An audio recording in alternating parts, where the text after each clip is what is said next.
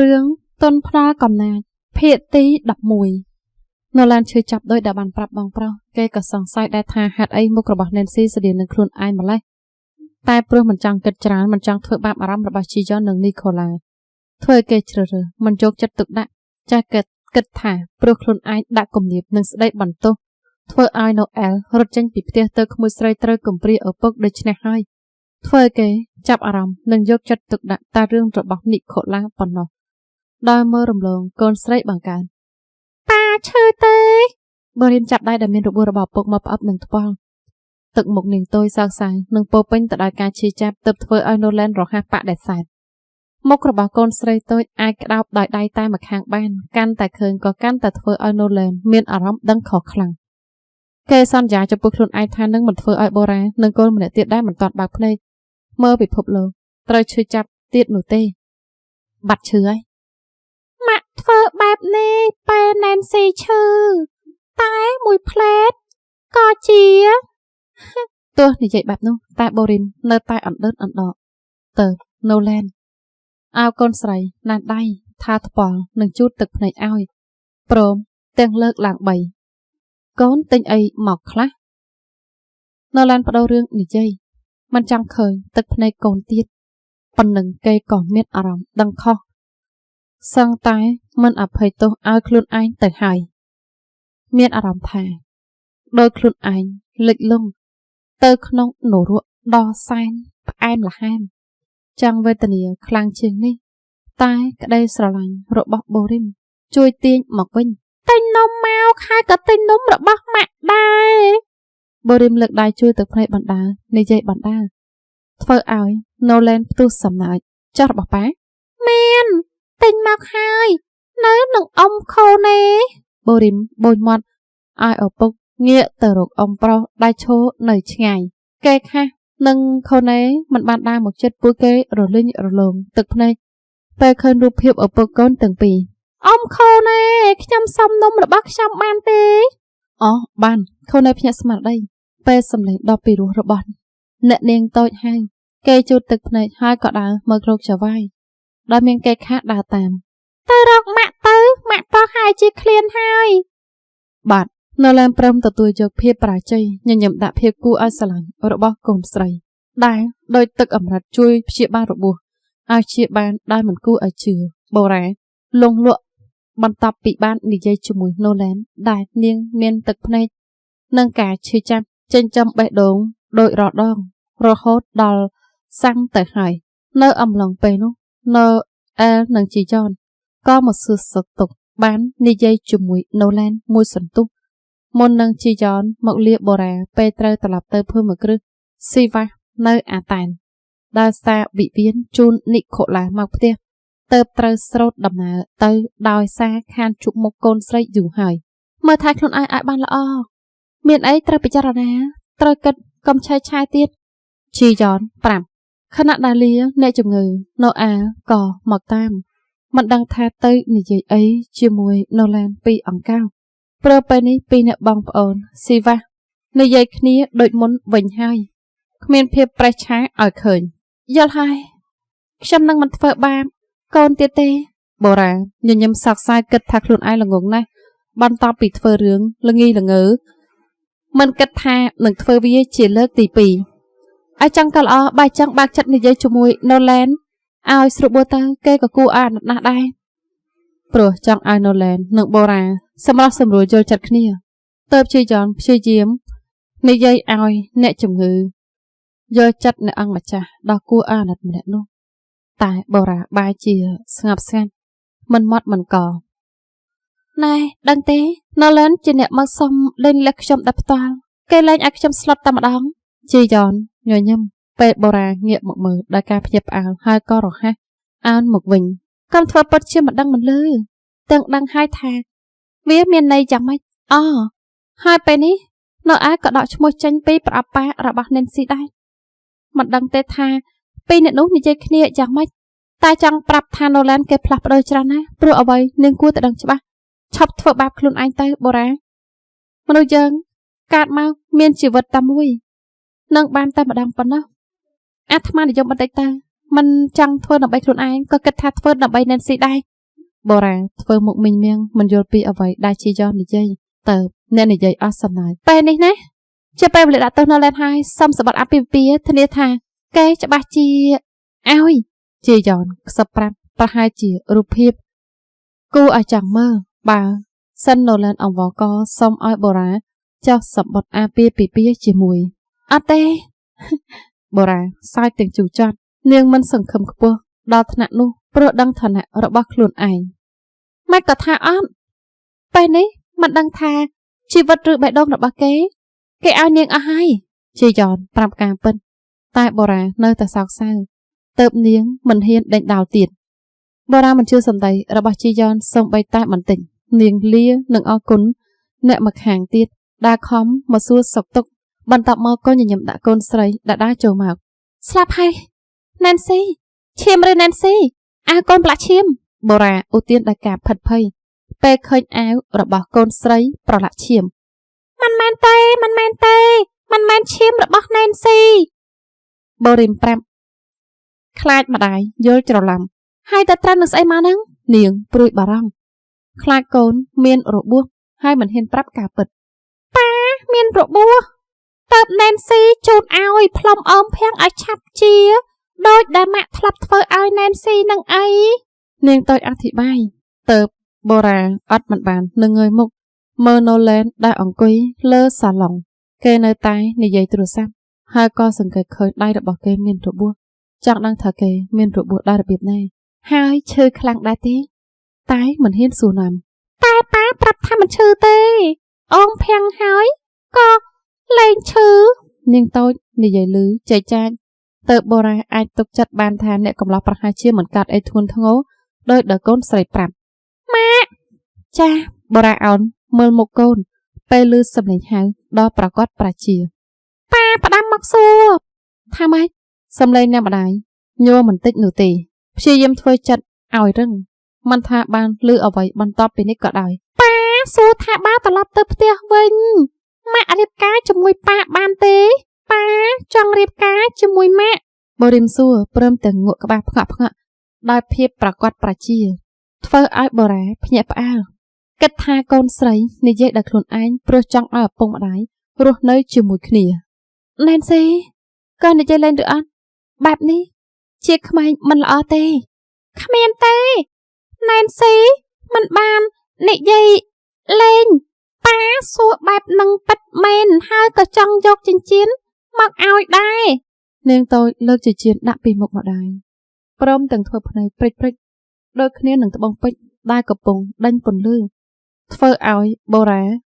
ព្រើលភ្នែកប៉ាប្រាប់ថាចង់ដេកជាមួយម៉ាក់ចង់មើលថែម៉ាក់ទទួលចិញ្ចៀននឹងរៀបការជាមួយប៉ាទេ There's too much pain បូរ៉ាមិនបានតបសំណួរកូនស្រីដែលសួរមុននេះនាងតបមិនបានហើយក៏មិនដឹងថាធ្វើមុខបែបណាដែរ Nolan ដឹងថានាងប្រហែលជាមិនចង់តបសំណួរនៅពេលនេះព្រោះកន្លងមកគេធ្វើបែបទាំងកាយទាំងចិត្តនាងខ្លាំងប៉ុណ្ណាទៅមិនរំអុករំខានហើយកូនស្រីឲ្យមករងស្របពេលដែលពេទ្យចូលមកពិនិត្យអាការៈអ្នកជំងឺអាការៈរបស់បូរ៉ាបានល្អប្រសើរហើយតែពេទ្យមិនទាន់ទុកចិត្តចង់តាមដានបន្តិចទៀតហើយមិនយូរប៉ុន្មានបូរ៉ាក៏លងលក់ព្រោះអត់ទេពលថ្នាំនិងអាការៈហត់នឿយប៉ាមិនក៏ម៉ាក់ឈឺបូរីមសួរហើយវាក៏ធ្វើឲ្យអ្នកត្រូវសួរអួលដើមកគេឆ្លើយប្រាប់កូនស្រីបានយ៉ាងម៉េចថាខ្លួនឯងជាអ្នកធ្វើបាបម្ដាយរបស់កូនឲ្យត្រូវដេកពេទ្យបែបនេះម៉ាក់ដួលអ្នកកំឡោះក៏ហក់តាមអ្វីដែលបូរ៉ាប្រាប់ពីដំបូងទៅទឹកមុខរបស់បូរីមរសាយភាពតានតឹងបានបន្តិចនាងតូចនៅក្នុងរង្វង់ដៃឪពុកអោបកោ Nolan គ្រប់ពេលព្រោះចង់នៅក្នុងរង្វង់ដៃបែបនេះយូរយារហើយកាលមុនបានតែមើលនីកូឡាដោយចិត្តច្រណែនតែពេលនេះបានឪពុកដែលជារបស់ខ្លួនឯងទៅបេះដូងស្ងប់ចង់នៅបែបនេះឲ្យយូរនឹងប្រកាសណាស់ថាម្ដាយក៏ត្រូវនៅបែបនេះដែរ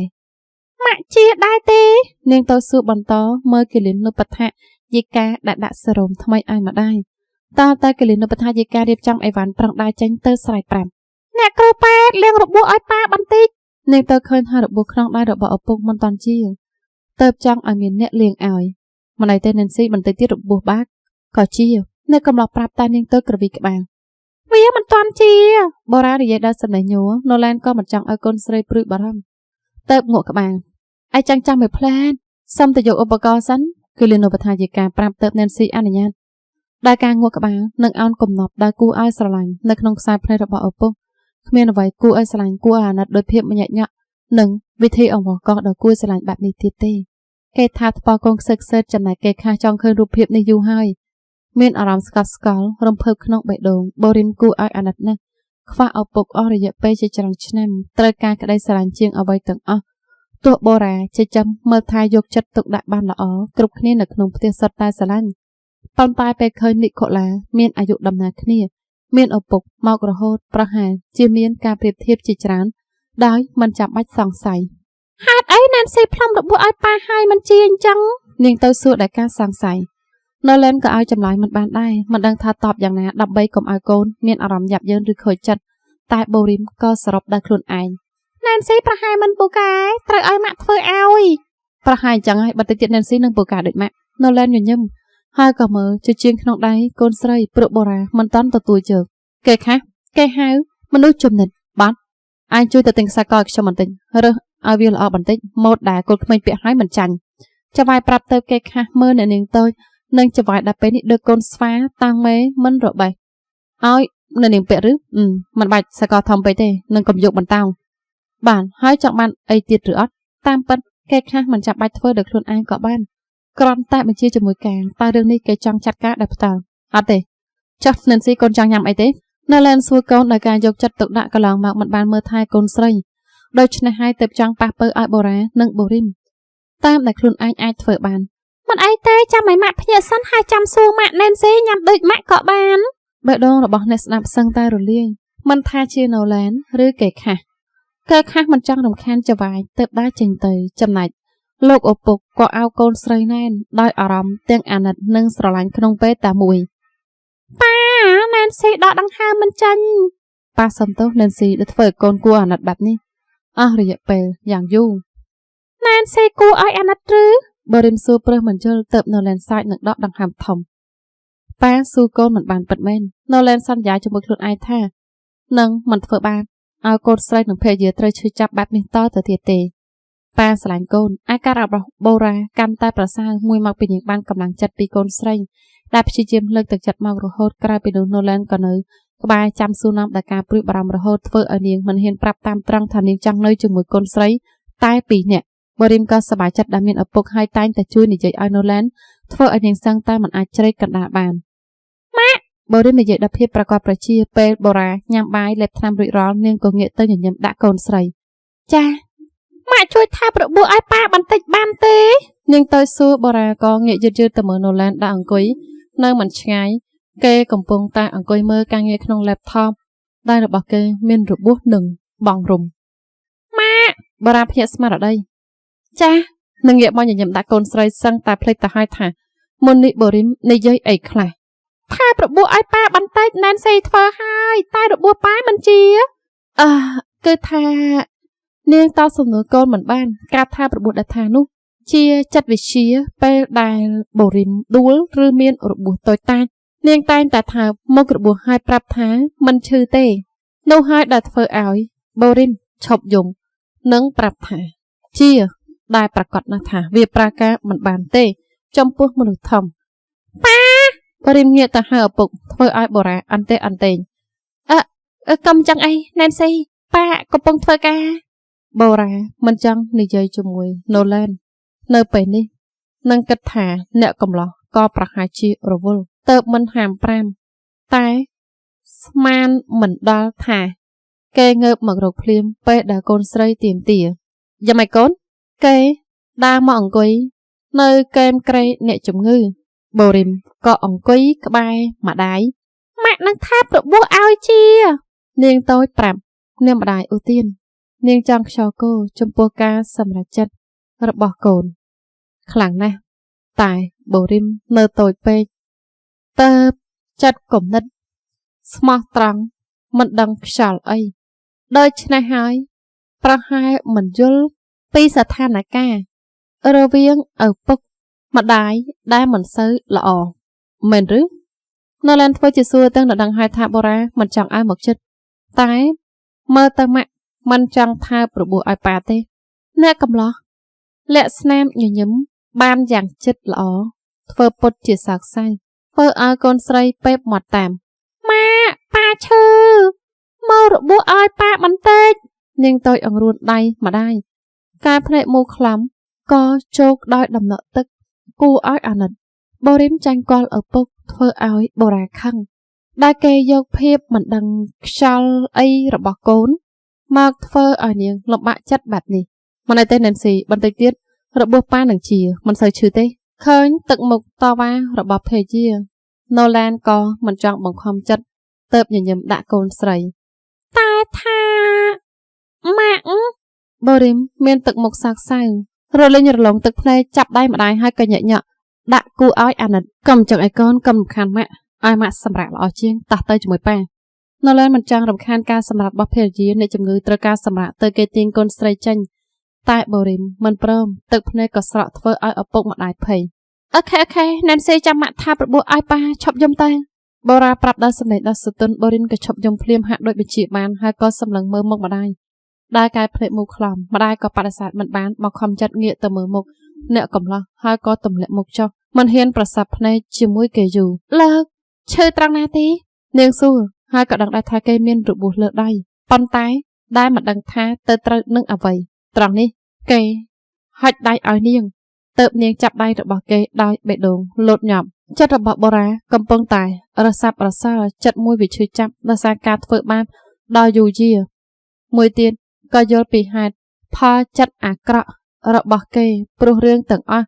កើតឡើងដោយសារតែការភ័យខ្លាចរបស់នាងដែលមិនហ៊ានប្រាប់ការពិតនិងប្រាប់ថាណែនស៊ីជាកូនរបស់អ្នកណាប៉ាឈឺខ្លាំងទេ1ដល់10ប៉ាឈឺប៉ុន្មាននាងតូចលើកម្រាមដៃទាំង10បង្ហាញឪពុកទៅណូឡែនអស់សំណើចញញឹមដាក់ភាពគួរឲ្យស្រឡាញ់របស់កូនស្រីដែលមិនធ្លាប់ឃើញបូរ៉ាក៏សប្បាយចិត្តនិងធូរស្រាលចិត្តយ៉ាងចម្លែក7ទៅចាស់តាមពិតរបួសដៃជាយូរណាស់ទៅហើយនៅសល់តែស្នាមតែប៉ុណ្ណោះតែណូឡែនក៏ហក់ដើម្បីទាមទារការចាប់អារម្មណ៍ពីកូនស្រីនិងភរិយាបូរីមបាត់ម្រាមដៃ3ចុះហើយក៏ធ្វើមាត់ស្រួចដោយគួរឲ្យស្រឡាញ់ប៉ាឈឺ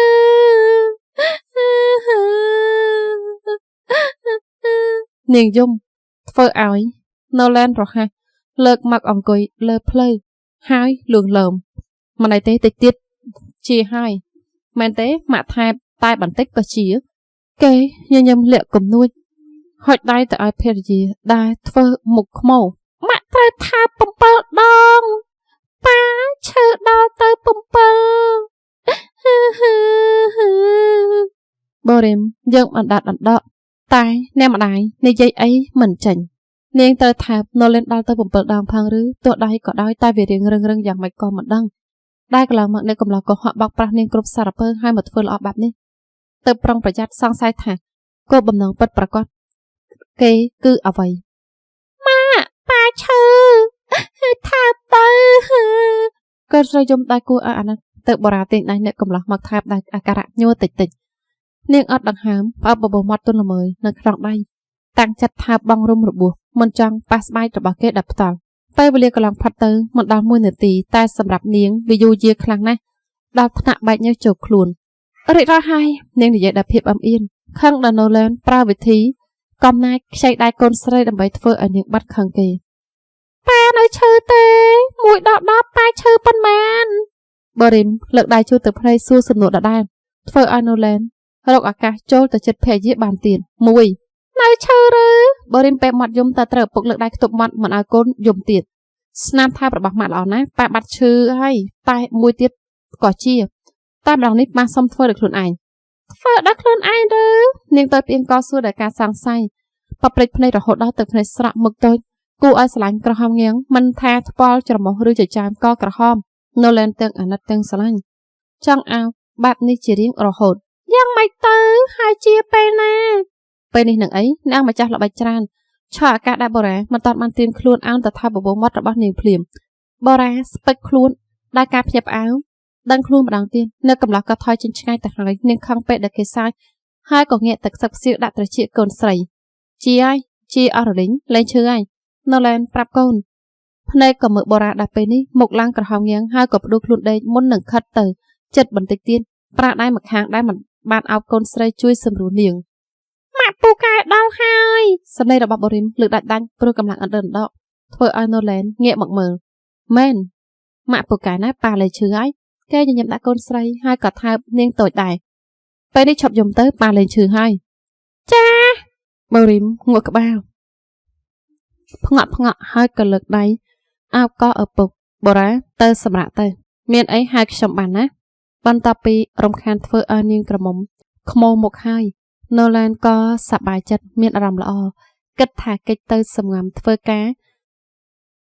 ឲ្យនាងបាត់ខឹងហើយចាំមករកម្ដងទៀតវាល្អជាងការដែលត្រូវសោះអង្គើយដាក់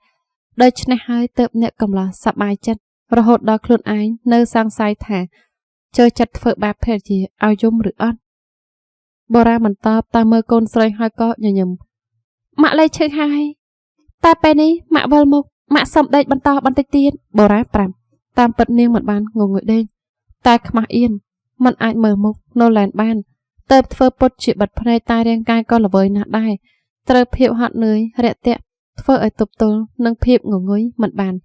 នាងចង់លួចស្ដាប់ថាអ្នកកំឡោះនិយាយជាមួយកូនស្រីពីអីខ្លះតែចុងក្រោយក៏ត្រូវភាពងងឹតអូសទាញធ្វើឲ្យលិចលង់ទៅក្នុងពិភពនិន្ទ្រាម្ដងទៀតរហូតដល់យប់ជ្រៅបូរ៉ាក៏មិនអាចកិច្ចពីការប្រជុំមុខជាមួយនឹងណូឡែនបានទៀតចាំឲ្យកូនស្រីមានអ្នកមើលថែត្រូវខូណេនាំទៅសម្រាប់នៅផ្ទះលំហែមិនចង់ឲ្យបូរីមដេកនៅមន្ទីរពេទ្យប្រកាសណាស់ថាដំបងនាងច្រមុះមិនព្រមទៅត្រូវលងលោមផងសម្លុតផងយ៉ាងយូរទៅព្រមទៅជាមួយមនុស្សចំណិតបូរ៉ាអង្គុយស្ងៀមនៅលើគ្រែមិនដឹងថាកិច្ចទៅណាពេលអ្នកកំឡោះនាំខ្លួនឯងមកអង្គុយលើគ្រែ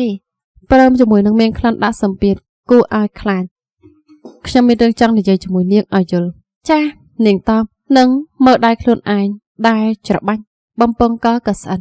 ខ្ញុំសុំទោសចំពោះរឿងដែលកាត់ឡើងនៅឡើយនិយាយត្រង់កន្លងមកគេជពាក់នាងច្រើនណាស់បើបូរ៉ាមិនអភ័យទោសឲ្យវាក៏មិនមែនជាកំហុសរបស់នាងប៉ុន្តែសម្រាប់អ្នកអង្គម្ចាស់ណូឡែនគេជាមនុស្សដែលចូលចិត្តយកឈ្នះចង់បានអ្វីត្រូវតែបាននឹងមានដែនកំណត់នៃការអត់ធ្មត់ទោះបូរ៉ាជាភេទជាម្ដាយតែបើនៅតែមិនព្រមបាត់ខឹងងាយក៏អាចធ្វើឲ្យមានអារម្មណ៍ខ្លាចដែរពេលនិយាយរកហើយនាងមិនព្រមមើលមុខទៅត្រង់មិនបានលោកដៃតែចាប់មុខនាងទាញឲ្យមកប្រសាប់ភ្នែកជាមួយពេលនិយាយគ្នាមើលមុខគ្នាបានទេនាងក្រមុំអត់ដង្ហើមមើលមុខគេដោយការភ័យខ្លាចពេលឃើញគេដកដង្ហើមធំរអាចិត្តយើងនិយាយគ្នាតាមសម្រួលល្អជាងទេនាងកំពុងមានផ្ទៃពោះតែក្មេងម្នាក់នេះមិនមែនជាកូនរបស់លោកមិនចឹងនាងបញ្ឈឺឌឺដងនៅចាំបានថាគេធ្លាប់ធ្វើអ្វីខ្លះរហូតដល់ដាក់សម្ពាធបង្កប់បង្ខំឲ្យនាងត្រូវធ្វើបាបខ្លួនឯងទោះបានលឺអ្វីដល់ឡូឡែនសារភាពប្រាប់ណូអែលអស់ទៅហើយតែពេលនៅតែពីរនាក់បានឃើញទឹកមុខក្អើកក្តើមរបស់គេម្ដងទៀតការភ័យខ្លាចក៏កើតមាននៅក្នុងចិត្តមែនខ្ញុំអាចធ្លាប់និយាយបែបនេះតែពេលនេះខ្ញុំសុំនិយាយម្ដងទៀតហើយនឹងមិនបដូរសម្ដីទៀតថាក្មេងក្នុងពោះនាងជាកូនរបស់ខ្ញុំហើយនាងចង់ថាយ៉ាងម៉េចនិយាយគ្នាតាមស្រួលបានហើយនៅណូឡែននិយាយដល់សម្លេងរៀងរឹងលេខដៃពីមុខស្រស់សើទុនបានសាលទុកចំហាយក្តៅភេភេចាប់នឹងស្បែកសស្អាតមួយផ្លេតនោះគេក៏មើលឃើញស្នាមរបក់លើដងខ្លួនរបស់នាងវាធ្វើឲ្យនឹកដល់ពេលនោះពេលដែលមិនអាចសវ៉ាចាប់នាងបានតាន់បណ្ដាឲ្យនាងបើកទ្វារស្ទុះចេញទៅវិតែមានគ្រោះថ្នាក់ដល់ជីវិតរូបភាពចុងក្រោយគឺទឹកភ្នែករបស់បូរ៉ាដែលមិនចង់ឃើញជាលើកទី2មកដល់ពេលនេះគេមិនចង់ជួបរឿងបង្កប់បង្ខំបេះដូងទៀតទេត្រូវនិយាយការពិតចេញមកឲ្យអស់ទោះវាអាចធ្វើឲ្យនាងមិនពេញចិត្តនិងអាចប៉ះពាល់ដល់កូនក្នុងផ្ទៃក៏ដោយចាប់ពីពេលនេះទៅនាងរឹងទៅតឹងទៀតមិនបានទេក្មេងក្នុងផ្ទៃជាកូនរបស់ខ្ញុំហើយនាងក៏ជាសម្បត្តិរបស់ខ្ញុំដែរនៅលើនិយាយបែបភាពអាត្មានិយមធ្វើឲ្យអ្នកស្ដាប់ក្តៅខ្លួនទោះប្រាប់ខ្លួនឯងមកក្រហត់ថាសាំងទៅហើយដែលគេមានចរិតបែបនេះតែវាក៏សាំងភាពច្របូកច្របល់នៅក្នុងចិត្តបានគួរឲ្យខឹងខ្ញុំប្រាប់នាងថាខ្ញុំសុំទោសខ្ញុំសោកស្ដាយចំពោះរឿងដែលធ្លាប់ធ្វើទោះនាងមិនចូលចិត្តក៏ដោយសម្ដែងរបស់គេនៅតែក្អើកក្តើមតែបូរ៉ាបរិស័ទមិនបានទេថាត្រូវស្ដាប់គ្រប់ពាក្យគ្រប់ម៉ាត់ដោយមិនអាចកិច្ចវេះបានបើនាងមិនពេញចិត្តអីខ្ញុំទៀតលើក្រោយនាងចាត់ការខ្ញុំចោះកុំធ្វើបាបខ្លួនឯងឬកូនទៀតក្មេងក្នុងផ្ទៃជាកូនរបស់ខ្ញុំដូច្នេះហើយខ្ញុំមានសិទ្ធិគ្រប់យ៉ាងចំពោះកូនដូចគ្នានឹងនាងហាមធ្វើបាបខ្លួនឯងទៀតយល់ទេទោះគេមិនប្រាប់បែបនេះក៏បូរ៉ាមិនធ្វើបែបនោះជាលើកទី2ដែររឿងកន្លងមកវាជាមេរៀនដែលត្រូវចងចាំហើយនៅតែមានអារម្មណ៍ដឹងខុសរហូតមកដល់ពេលនេះបើសិនកូនក្នុងផ្ទៃចាក់ចេញទៅនាងនឹងមិនអភ័យទោសឲ្យខ្លួនឯងនោះទេចង់ទេចង់តបចង់ធ្វើបាបខ្ញុំបែបណាក៏បានតែហាមធ្វើដាក់កូនទៀតពេលនេះដេកបានហើយគេចាប់ស្មាសង្កត់ស្មារបស់នាងឲ្យដេក ដើម្បីសុខភាពទាំងម្ដាយទាំងកូនក្នុងផ្ទៃបារាមិនតាំងងុយតែមិនអាចយកឈ្នះកម្លាំងកំហែងដែលមានតិចជាងគេបានបេះដូងរបស់នាងលោតញាប់មិនថាជីបចរឬខ្យល់ដង្ហើមសិតតែដំណើរការខុសចង្វាក់នាងប្រឹងលេបទឹកមាត់ញ៉ាក្រាប់តូចៗផោតដល់ម្ដងខ្លួនមុខដែលស្លេកស្លាំងកក្រហមព្រឹងធ្វើអ្នកមើលត្រូវលេបទឹកមាត់តាមក្នុងបេះដូងរបស់ Nolan នឹកដល់ការនៅអាំស្ទែដាំជាមួយគ្នានឹកដល់រាត្រីនោះរាត្រីដែលធ្វើឲ្យបេរ៉ាពោពោះកូនរបស់គេម្នាក់ទៀតទោះក្រឹបចាងជាធ្វើដៃរបស់អាម៉ាន់ដូដែលដាក់ថ្នាំធ្វើឲ្យឈៀសមិនបានដែលត្រូវធ្វើបាបនាងតែគ្មានអ្នកណាដឹងច្បាស់ជាងខ្លួនឯងថាគេចង់ប៉ះពាល់នាងម្ដងទៀតដូចគ្នានឹងពេលនេះ